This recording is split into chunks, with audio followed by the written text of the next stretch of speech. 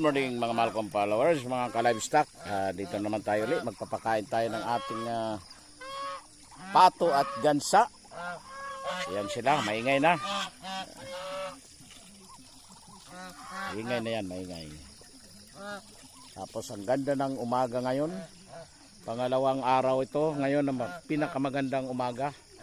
Yan. Ito yung pinakamataas na bundok. Kaya pag ano dito, pag dadating ng alas 5, ano na dito, medyo madilim na kasi ang araw natatakpan na ng mataas na bundok dyan. Ayan. Dito naman, yan ang araw, sumisikat na.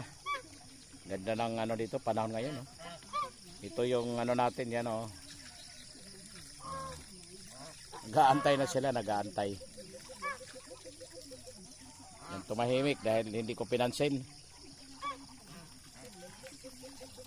Oras natin ngayon ay 5:30 in the morning.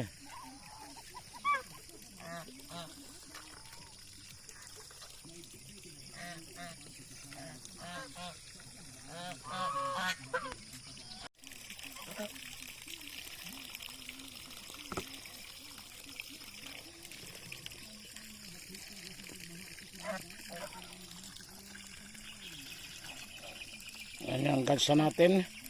Excuse me, meron tayo dong malaki na yung sisyo na isa, si Lucky. Yan, tingnan natin itong ano, kung sino nangingitlog dito. Tingnan natin ilang itlog na.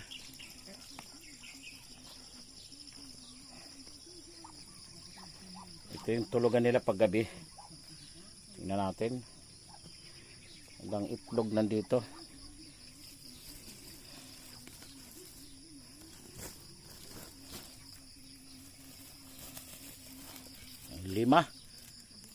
5 dyan.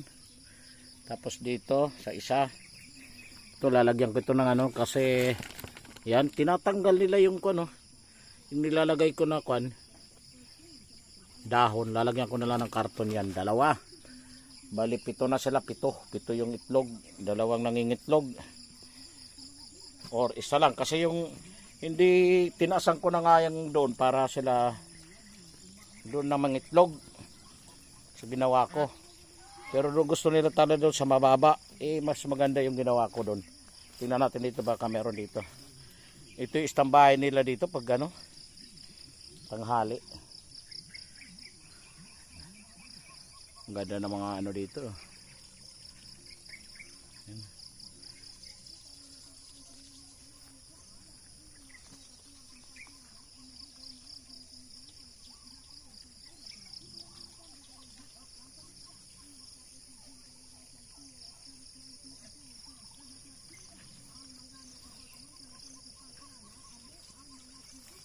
Pito. Mamaya gagawa tayo ng ano, yung isang ano natin, pinaka ano na gagawin natin, brooding pin, breeding pin natin ay lalagay na natin yung ano natin doon, yung darag, kasi babawasan natin yung mga sisyo natin na galing kay Custod Chicken Breeding Farm.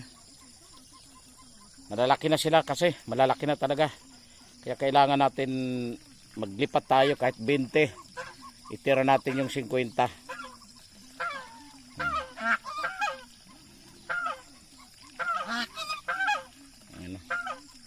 Yan ang ano dito natin, pantay.